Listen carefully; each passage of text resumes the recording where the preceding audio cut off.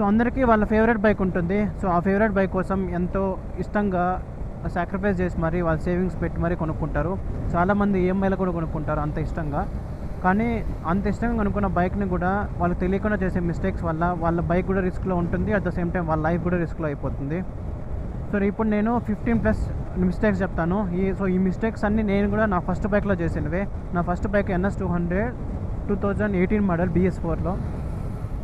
So ఆ బైక్లో చేసిన మిస్టేక్స్ ఎవరు చేసిండ్రు అన్ని మిస్టేక్లు అయితే నేను చేశాను. కానీ ఆ మిస్టేక్స్ని ఇంకా చాలా ఫాస్ట్గా నేర్చుకున్నాను. సో ఎవరైతే ఈ బైకింగ్ అనేది ఇప్పుడిప్పుడే నేర్చుకుంటున్నారో, లేకంటే బైకింగ్ కల్చర్ అనేది ఇప్పుడిప్పుడే స్టార్ట్ చేస్తున్నారో వాళ్ళు ఈ వీడియో కంప్లీట్గా చూడండి. ఈ వీడియోలో నేను నియర్లీ 15 మిస్టేక్స్ చెప్తాను. ఆ మిస్టేక్స్ని మీ బైక్లో ఎప్పుడూ చేయొద్దు.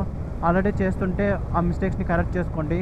మీ బైక్ యొక్క లైఫ్ బాగుంటుంది. At the same time performance బాగా వస్తుంది, మైలేజ్ కూడా బాగా వస్తుంది. సో ఫస్ట్ మిస్టేక్ వచ్చి రైడింగ్ వితౌట్ గేర్స్.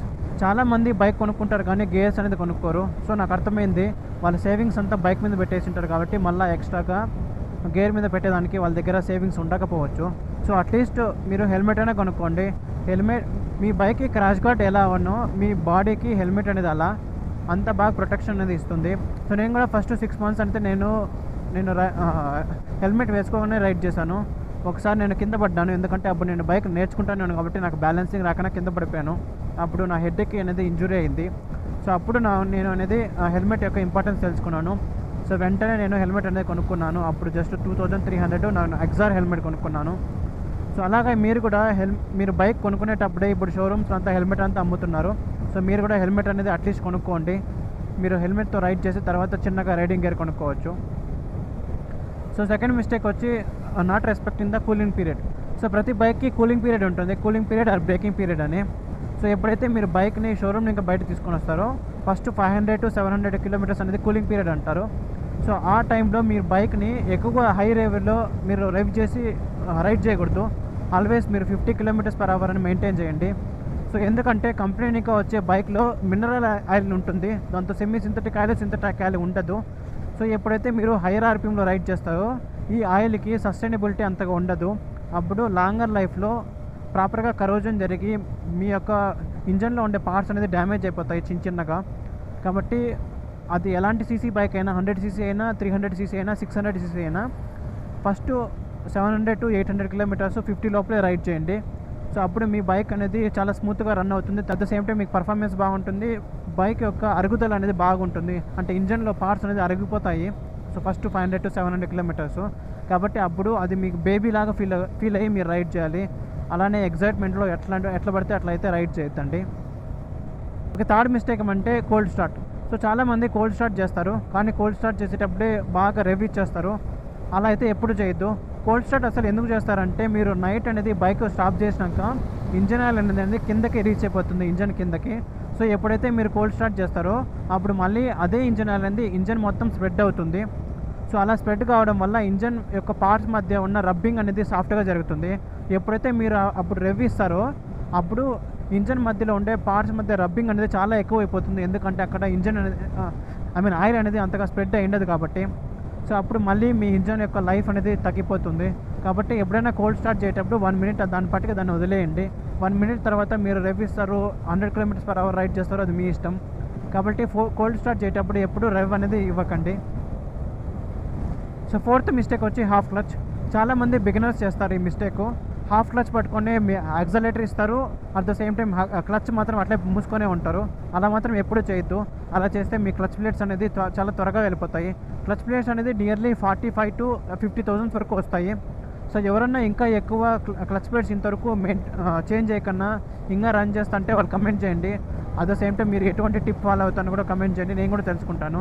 నేను రీసెంట్గా నా NS200లో 42,000 అప్పుడు నేను క్లచ్ ప్లేట్ అనేది చేంజ్ చేశాను.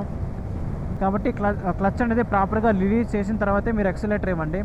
అప్పుడు మీకు బైక్ అనేది పర్ఫార్మెన్స్ బాగుంటుంది. At the same time clutch plates అనేది అంత ఫాస్ట్గా మీరు చేంజ్ చేయాల్సిన అవసరం ఉండదు. సో ఫోర్త్ మిస్టేక్ అంటే రాంగ్ గేరింగ్. చాలామంది రాంగ్ గేర్లో రైడ్ చేస్తారు. చాలామంది ఎక్కువ RPMలో తక్కువ గేర్లో రైడ్ చేస్తారు, లేకంటే తక్కువ గేర్లో ఎక్కువ RPMలో రైడ్ చేస్తారు. ఈ రెండు హ్యాబిట్స్ తప్పే.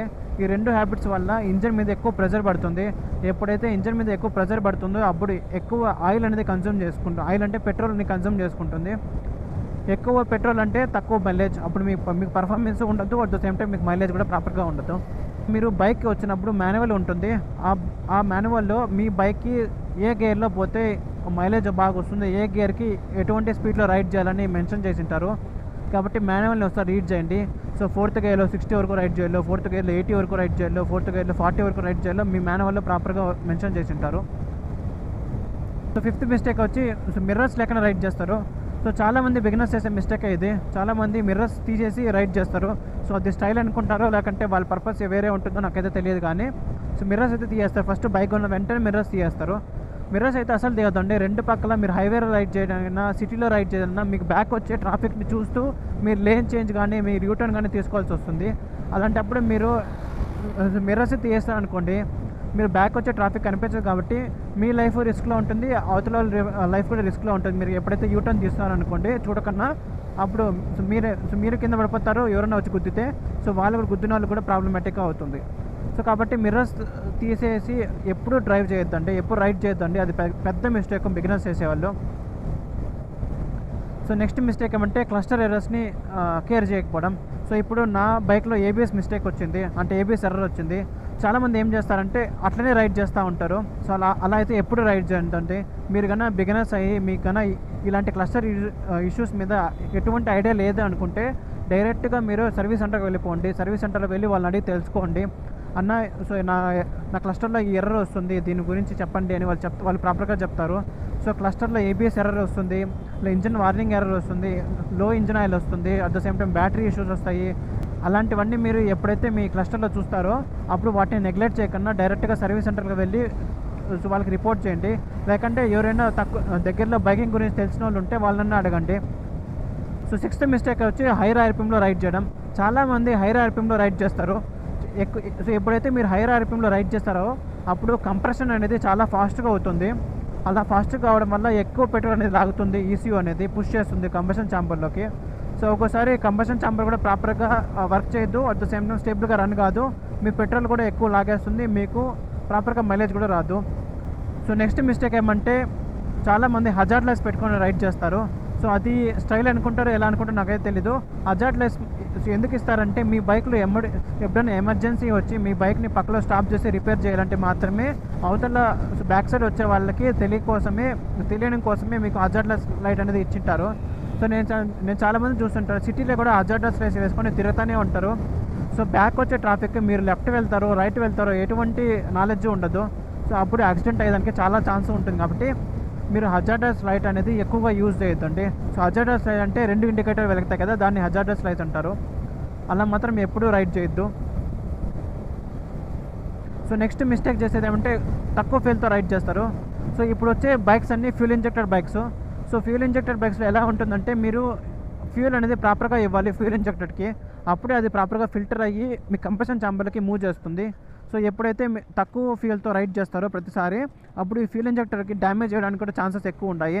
అప్పుడు మీరు నియర్లీ 20,000 30,000 మీ యొక్క బ్రాండ్ యొక్క మీ బైక్ బట్టి మీరైతే ప్రైస్ అనేది చెల్లించాల్సి వస్తుంది.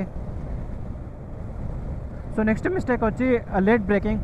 చాలామంది లేట్ బ్రేకింగ్ చేస్తారు, ఫాస్ట్గా వెళ్తారు, ట్రాఫిక్ అక్కడ ఉందంటే ట్రాఫిక్ అండ్ సిగ్నల్ అక్కడ వెళ్ళి టక్కన బ్రేక్ కొడతారు.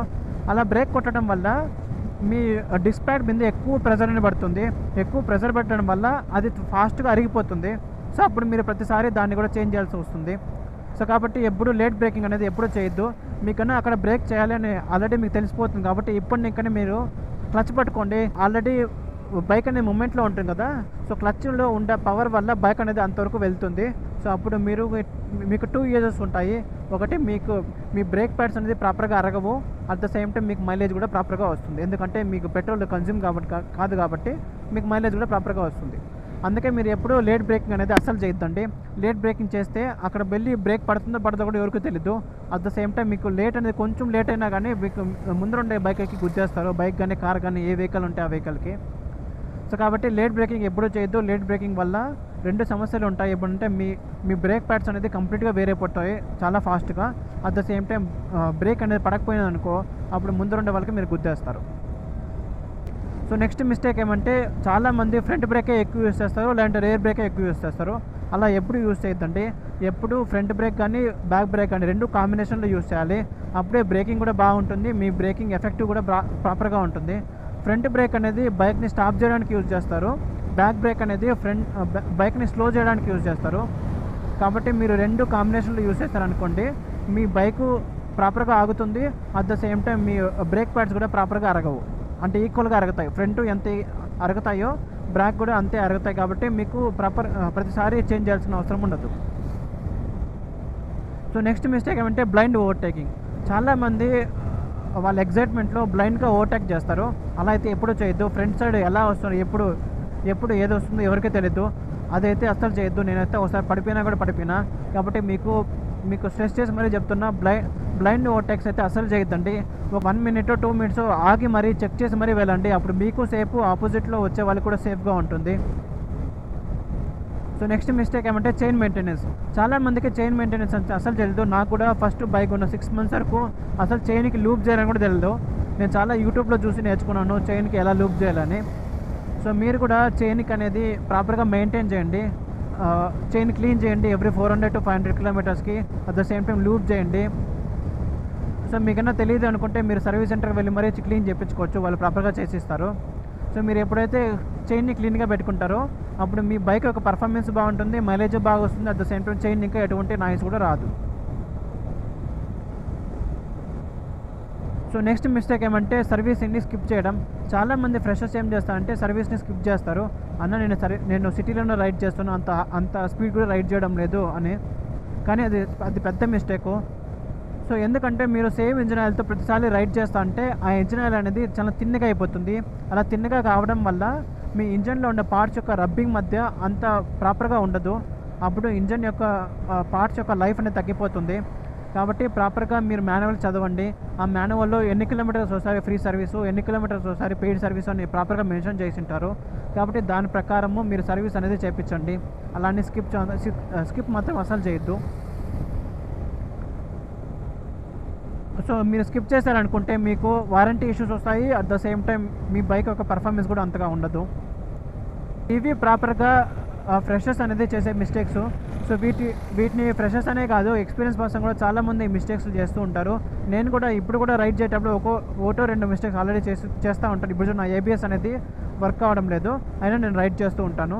సో ఇదైతే నాకు తెలుసు ఎందుకు వర్క్ అవ్వలేదని. సో చాలామందికి తెలియకనే రైడ్ చేస్తుంటారు, అలా అయితే అస్సలు చేయొద్దండి. సో ఇప్పుడు నేను చెప్పిన మిస్టేక్స్లో మీరు ఆల్రెడీ ఏమైనా మిస్టేక్స్ చేసి ఈ వీడియో ప్రకారము ఆ మిస్టేక్స్ని కరెక్ట్ చేసుకుంటే నాకు కమెంట్ చేయండి. I feel so happy for making this video. So that's all for this video guys. So మీకు కన్నా నా కంటెంట్ నచ్చితే లైక్ చేయండి, అట్ ద సేమ్ టైం నా ఛానల్ని సబ్స్క్రైబ్ చేయండి.